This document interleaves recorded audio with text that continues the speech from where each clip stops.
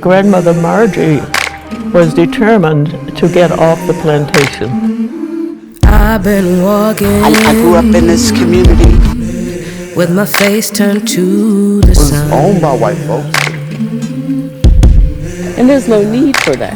No, we're people. Weight on my shoulders, a bullet in my gun.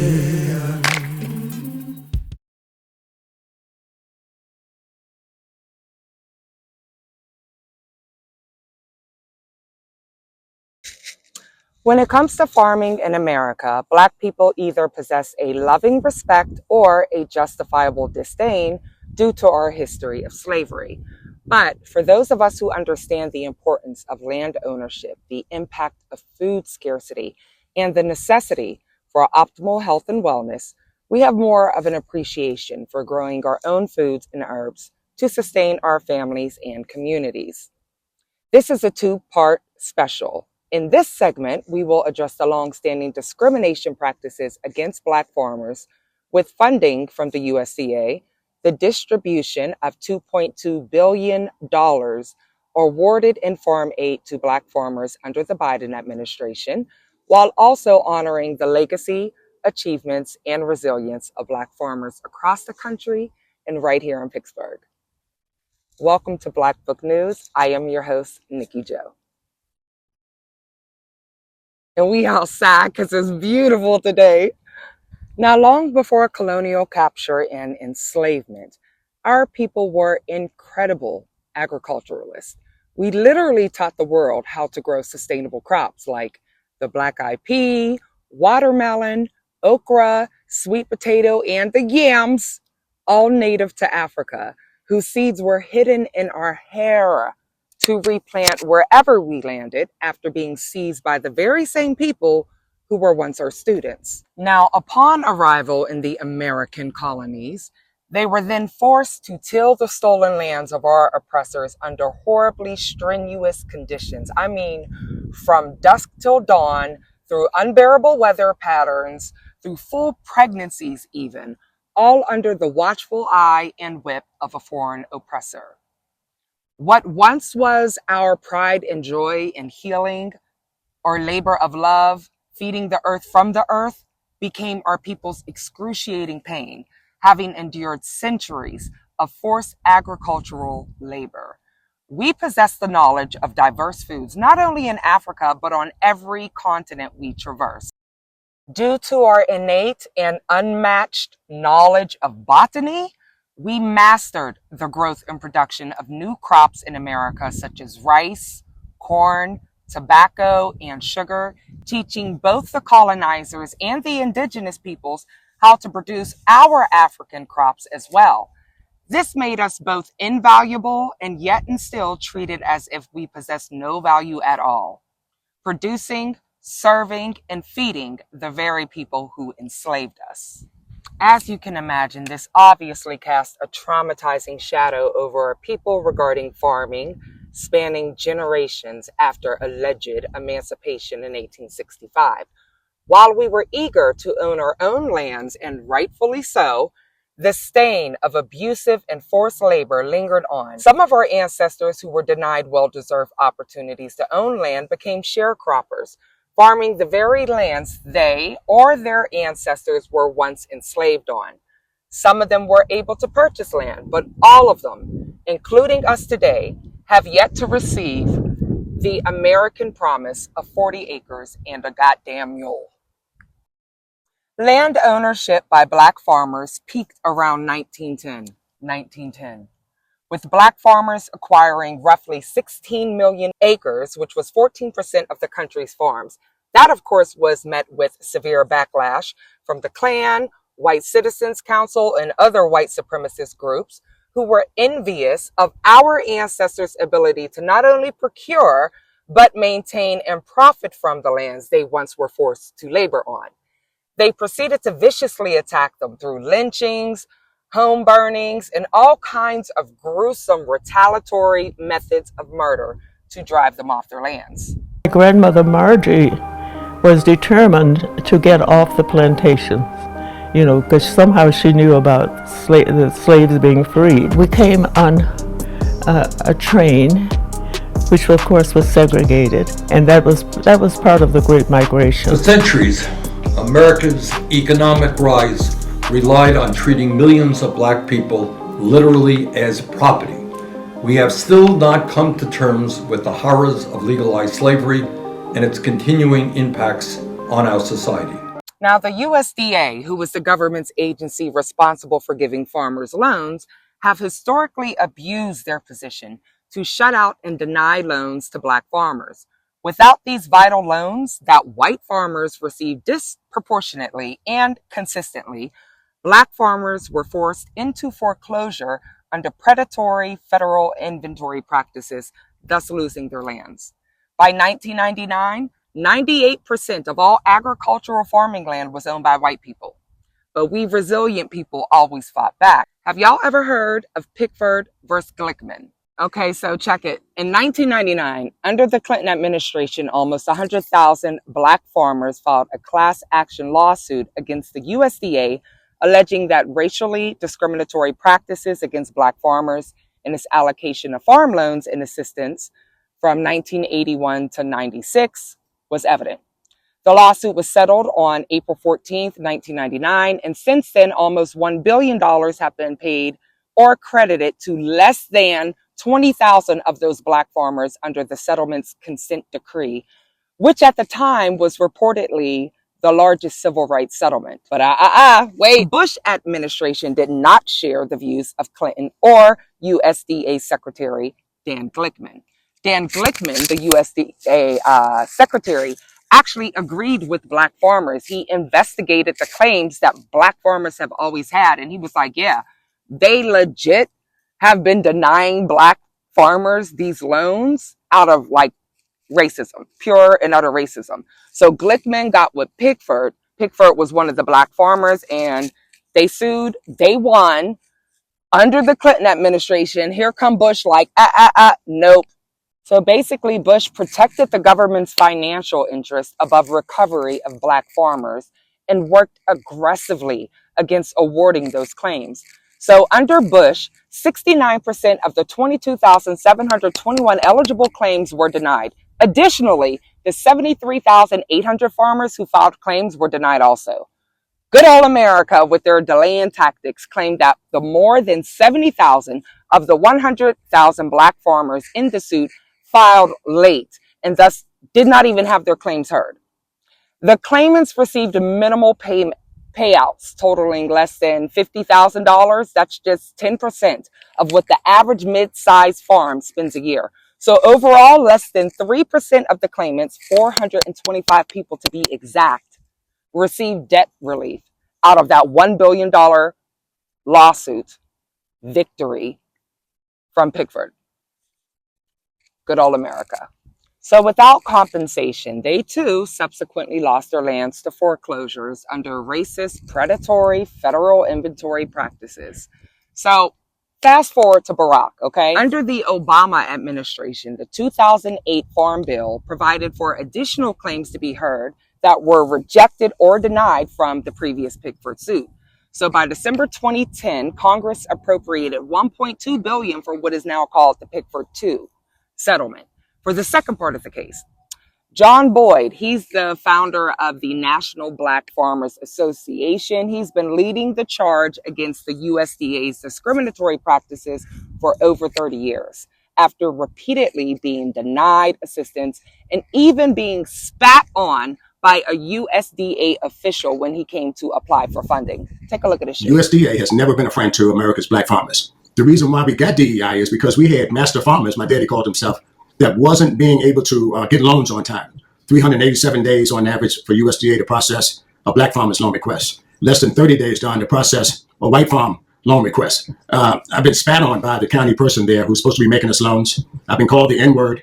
And in the 80s, we still had to come in the back door. So here's a real agency who's never lent us any money, put our farms in inventory and pretty much gave them to white farmers for a penny on the dime. Black farmers had, when they put our land into inventory, through a program called Lease Back Buyback Program. The government touted it as a way to help small black farmers in this country And they used that law really to take the land from blacks around the country, small scale black farmers, put their land into federal inventory and said, oh, we're going to lease it back to you until you can pay for it. That never happened. And we had 1.5 million acres in federal inventory that came from black farmers in this country. In 2022, under the Biden administration, the government awarded $2.2 billion of the $5 billion requested in the suit in compensatory damages to black farmers. Out of the 60,000 applicants, 45,000 have received their settlements, but unsurprisingly, the remaining payouts have been halted under the current dump administration. Do you see the pattern here? Deny the loan, deny the act of denying the loan, then play the black folk like a game of tennis between each president, awarding debt under one president, and then finding reasons to deny the settlement under the next. Rinse and repeat. Well, Vice President Tanned Satan had the caucasity to tweet this. On March 7th, he took to his social media site to announce that he is offering these farmers a, quote, rapid pathway to U.S. citizenship. Why? Because according to him, South Africa is, quote, being terrible to them, confiscating their land and subjecting them to, quote, much worse than that. Whatever that is supposed to mean. He is inviting these farmers, he's inviting their spouses, their kids, their cousins to come to America and to get a fast pass to the red, white, and blue. Now, I've got some questions. I have some big questions. Me too, Dawn, me too. Actually, if we look over the objectives and goals of Project 2025, if we look at the illegal deportations of the Latino people, who, by the way, have been maintaining these white farms across your country for milk and meat in our absence of forced labor. Clever fucks. They thought they'd make brown the new black, right? If we look at the dismantling of DEI to position white men in more places of power to further deny employment to black people whom they cannot deport due to, the historical enslavement practices that built this country. Or if we look at the threats of defunding schools that teach diversity and truth-telling, Black history, specifically his plan to rid the country of universities, which of course the HBCUs will be the first to go, to turn those campuses over to developers for what? More private prisons per se. If we look at the perfectly crafted distractions like the calculated gentrification efforts through the use of wildfires, or the faulty fucking planes that for some reason just can't seem to fly all of a sudden, if we look at the fear tactics employed to keep those he needs kept here, black people. If we look at the 98% of white American-owned farmland versus what will undoubtedly become 100% if he gets his way and brings his evil Hitler-hailing boyfriend Elon Musk's white South African colonizers to America, it would appear, at least in my estimation, that it is far more than DEI they intend to roll back. No, this is MAGA 2.0.25, you dig? That broke down Barney Rubble dictator backed by the new monetary monarch, wealthy elite idiots, fully intends to eliminate access to employment for black folk so that we would have no choice but to work back on the very plantations our ancestors sweat, cried, and died on. The very farms that our ancestors had to pay for after bearing witness to American broken promise after American broken promise of reparation through land ownership. The very lands that we cultivated to feed their ungrateful asses would become the deathbed of our people should they see fit, instead of the birthright of our descendants. You stole a country that you could not cultivate food from, since the sun over the Caucasus cave mountains where you descended from paled in comparison to its radiance over countries of color. So then you stole some people who then built it all up nice for you, like food, transportation, alcohol that we use medicinally, but you found its intoxicating properties more beneficial to your destructive nature. Buildings, railroads, entire cities and towns, and you found great economic power and success off of our backs. So you built a democracy, but all the cracks begin to crumble, and now your American hypocrisy is visibly destroying itself from within. Now, if I may, and I may because it's my goddamn channel, I'd like to take a minute to address the maggot cult real quick. Not really to appeal to your common sense because clearly it ain't common with you motherfuckers. Even though I believe that particular brand of crack you're smoking is quite amusing. Maybe, just maybe, something might slip through the cracks of your crumbling foundation and make sense to you, but I won't hold my breath. Dear maggots, your president never loved you. He never gave two fucks about you. It's true. His administration is comprised of vultures committed to gold bricks and green dollars. Not you, dear. Now is maybe not the best time to brag about being an American because, you know, nobody likes you. He can't sit with us! I mean, they're cutting off countries of color. Like, these countries all haven't been waiting on the green light. Like, what the fuck does Zimbabwe do to you? Cape Verde, really? No, he can't allow the Congolese to come here and give first-person accounting of the atrocities Americans have been and currently at this very second are still inflicting. Nah. I mean, I understand and see no surprise that Haiti made the cut. Yeah, that independent black nation is and has been America's biggest nightmare. They don't want that smoke. But if he cared about you maggots, he wouldn't be putting you in danger, making enemies of your closest allies who surround the borders. He's a fucking idiot, okay? The two closest allies geographically surrounding your stolen country that you just hold so dear. He thought those were the smallest bears to poke. Claudia Scheinbaum is clearly about that life, and Canada been waiting to suck you dry. Your president never loved you. He never gave two fucks about you. It's true.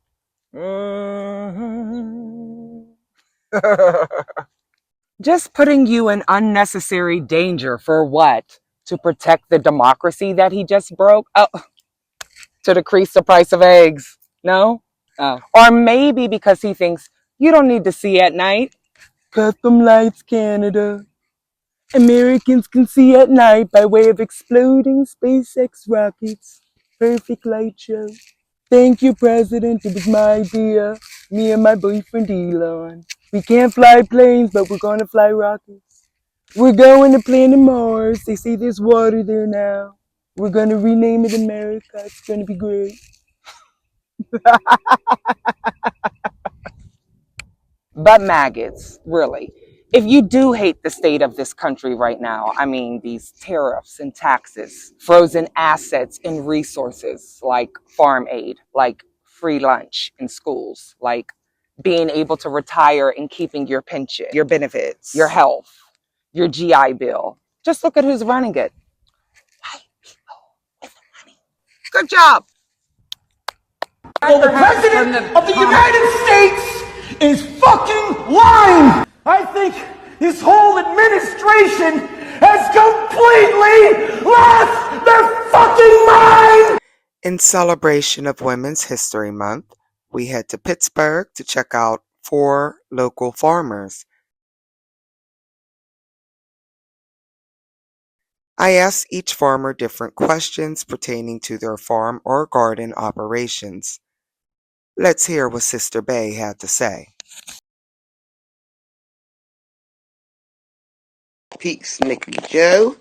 So, in 2011, me and some friends started a youth program called Mama Africa's Green Scouts. It was a community garden on 5th Avenue. And I just seen Europeans there, right? White people. But this one sister was there. I asked her, can me and my friends have a garden bed to teach our children how to farm? We had 17 children. But I already had a little bit of experience in gardening. That season was a success. Next season, in 2012, the children on the block wanted to help. Mama Celeste Taylor said, why not Homewood? And why Homewood? Because Homewood is a food apartheid area, okay? We have collard greens, we have kale, we have mustard. BLaQK Bay is the founder of Pittsburgh's Black Urban Gardeners and Farmers. When the pandemic hit, Bay's team donated food. No grocery store since 1995. We use the word food apartheid to describe a black or brown neighborhood that is mostly underserved. We don't just grow food, we grow minds and leaders. We went out all summer and we have fed over 3,000 families thus far. I'm here for us, our people, black people. I'm always keep our people first because we suffer disparities more than anybody else. That's why we created the Black Urban Gardeners and Farmers of Pittsburgh, to fight disparities that we face as farmers. You can reach out to me, BLaQK Bay. You can call me 412-377-9926, or you can email me at blackurbanfarmqueen@gmail.com. Yes, we can always use volunteers. Our next big volunteer day is this coming Saturday. I believe it's the 22nd from 10 to 2.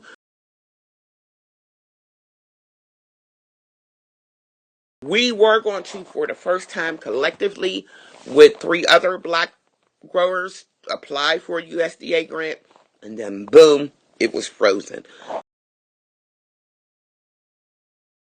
Volunteer, please volunteer. We can always use funds. You can cash app us at $BUGFPC. But boots on the ground and hands in the dirt is what we really need. New year, new me. I'm getting A's on all my tests. I hope so. Quiz me. Oh, okay. Prepare to be amazed. Who wrote the Declaration of Independence? Neo. Wrong. How am I wrong? Tried Thomas Jefferson. She walk like a boss, talk like a boss. It's Thomas Jefferson. Miss Independent is a song written by American singer-songwriter Neo. It is his first Thomas Jefferson. Ooh, there's something about, just something about. I'm talking about the Declaration of Independence. Almost kissed the girl to that song. I am talking about. She didn't want to do it. It's Thomas Jefferson. Next question. Siri, show me Thomas Jefferson. Why don't you just. This guy did not write Miss Independent. Forget it. What is I can't figure it out. There's something about her. I said forget it. This guy might have wrote God Bless the USA. What is the Boston Tea Party? You know what it is. What? You know it's like. What is the Boston Tea Party? It's a party. A party? Like with the honey. No. When did the Civil War begin? Probably 2:30. Nope. Then 3:30. Benjamin Franklin founded the University of Pennsylvania. He found it? Yeah, but which academy? So he was just walking, stumbled upon a building full of kids taking tests. No, and that's I find that hard to believe. I said that's He's just staring in the window. No, when they someone walks by like, what's that? He's like, it's mine. I found it. Wow. I call it the University of Pennsylvania. Let's finish up. Hit me with it. Who did Aaron Burr shoot? With a gun? Yes. 50 Cent. No. Shot him 9 times. And then he went out and released In the Club. One of the best songs ever. I bet Aaron Burr was like, man, that guy that I shot writes good songs.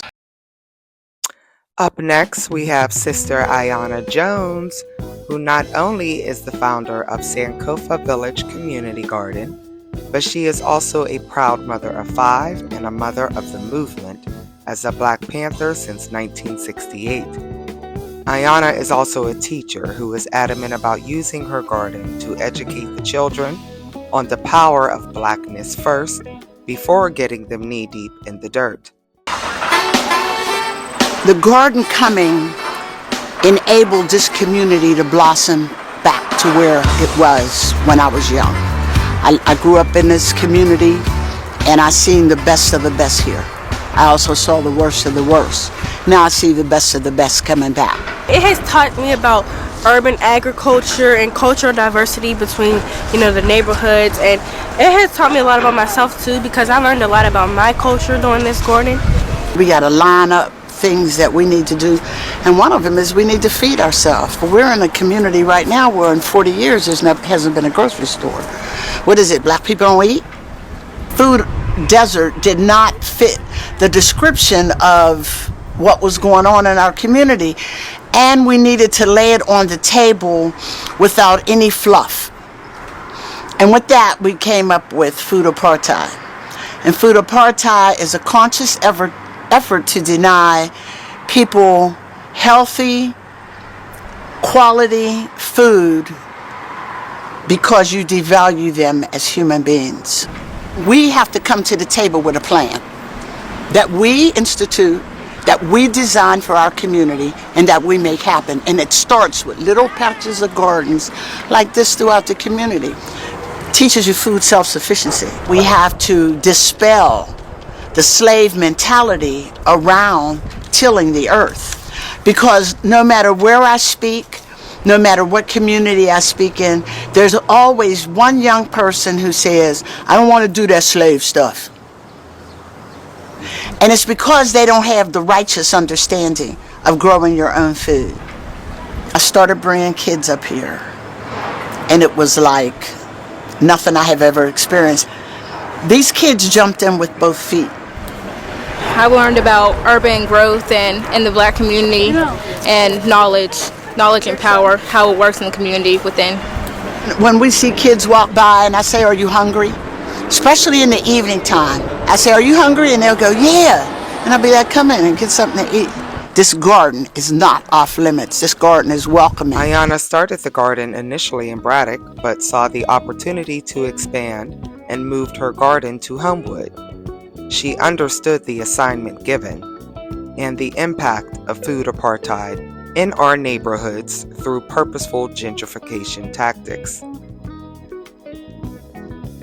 Ayana stated that she's always open to volunteers, and she also is very close to BLaQK Bay and not far from her farm over on Monticello, as they are both in the same neighborhood. They share a bond of sisterhood and resources as well. I was really upset that the recording did not take, but I'm very much excited for you all to meet these queens in person, and you do not have to wait 8 weeks for part 2.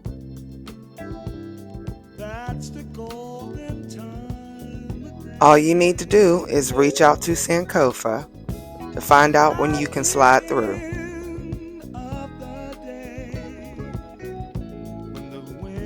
Sister Ayana truly believes and is doing the work of not only building but maintaining the village by feeding our souls, enriching our minds, and cultivating the earth, all while ensuring that our children are safe and loved.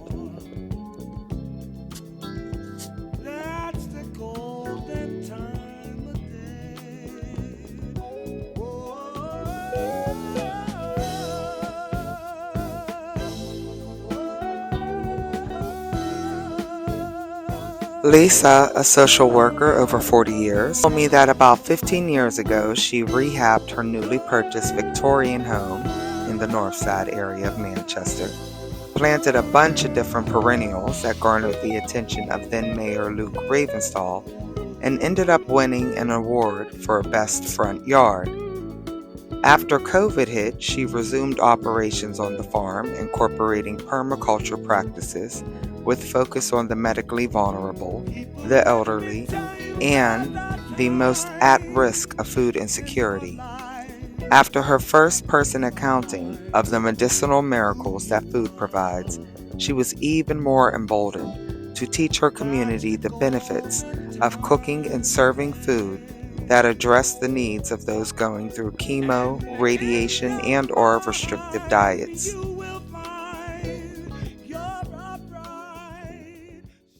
Good morning, everyone. This is Lisa. Welcome to Freeman Family Farm Store. Our mission is Freeman Family Farm Store. We gather our ingredients and inspiration from local Pennsylvania farms practicing organic and sustainable methods. We support area farms, urban farms, beef farms, fresh milks, and fresh produce. This is my Wallace shop. And why do we do this? Because Wallace was diagnosed with terminal cancer and he had 6 months to live. And I started cooking fresh and clean from the garden, and that 6 months turned into, he lived and survived 7 years. So we had firsthand knowledge that food is medicine, and that's core to us, very core to us. That's our values and what we believe in. There are no price tags because we feel that eating healthy and having good quality of life and being free from all sicknesses, cancer, hypertension, diabetes, heart disease, and pregnant mommies should have a chance to eat clean. So nothing in this store except this meat, because meat is expensive and we have, everything here is purchased by me through some grants, particularly one being the city of Pittsburgh. People who come in here and they want to pay for something, as I said, there are no prices listed. They give us a donation. So you might have it one day and you might not have it another. But we do this so all people can have fresh fruit, fresh vegetables, and a clean life. This isn't for everyone. You don't see any potato chips, you don't see any Pepsi, you don't see any processed food. This is from eating from scratch, because we believe that everybody should have a chance to live a long and happy life. Free food in the middle of a black neighborhood is not only life-saving, it is God's work. She purchased whatever can't be grown in the off-season to ensure that her community does not go without. Are we proud yet? By enrolling in a membership, you have the opportunity to take one of her food and meal prep courses so that you can help heal illnesses within your own family. Upon completion of the course, you will be gifted with $100 worth of produce.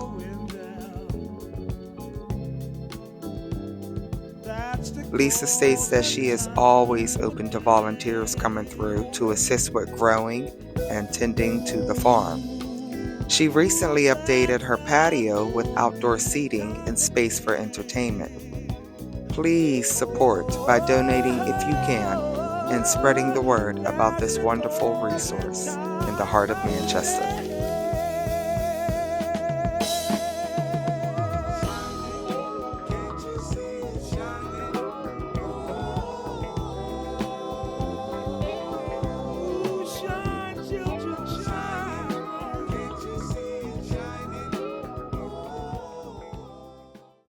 So my reason why I started farming is honestly because I was in a deep funk some years ago, trying to figure out why black people who look like me, was in a situation that we're in, and just kind of locked in this social construct. And so two things were happening at once. I was in that deep thought, but then I was also just growing things in my backyard with my kids, just trying to keep them focused and doing things with them that was productive.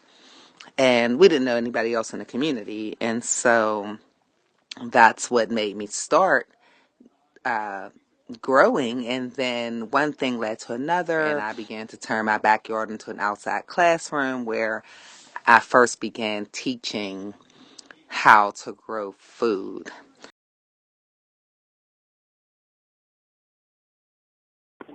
What made me choose the West End specifically is, first and foremost, I moved over here to the West End about 16, close to 17 years ago when I was working in Pittsburgh Public Schools, and I had got transferred to a school over in the West End. And my husband used to work for Comcast, and their headquarters is in the West End. And so we chose to buy our first house over in the West End. And so that's where I've been since for the last 16 years. And so I began here on this West End, which has been amazing. However, I will say that I am still very much connected to the north side, so I kind of like to say I'm like northwest. The USDA is giving out $2 billion to farmers? I ain't heard nothing about it. I'm sure there's plenty of things out there about farmers being discriminated against and where farmers have lost, but unfortunately, us urban farmers, we truly get looked over. It's like, I think they maybe just look at the rural farmers, suburban farmers, but us urban farmers, we don't even get looked at when it comes to stuff like that. Note that as an urban farmer, we were just awarded Climate Smart grant through the USDA, and that was going to be able to install a water line on one of our urban farms. However, due to the new administration, that grant was suddenly taken away. I am always looking for volunteers to help out at the farm. Our Manchester Food for the Soul community farm, work days are on Thursdays from 6 o'clock to 8 p.m. We are going to be starting those work days up. And then our West End Sound Urban Farm is located in the West End, and our work days there are still to be determined. And my email would be eevans@farmergirlab.com. That's EEV as in Victor, AN as in Nancy, S at farmergirlab.com. The second installment will resume in about 8 to 10 weeks after the planting season has commenced, where I will physically visit each farm to not only interview each queen in person, but to offer a full-scale viewing of the farms in operation, and I fully intend to grab some goodies while I'm there. I truly am grateful to each and every one of these sisters for showing our children better than they can tell them what a village actually looks like. So thank you, please.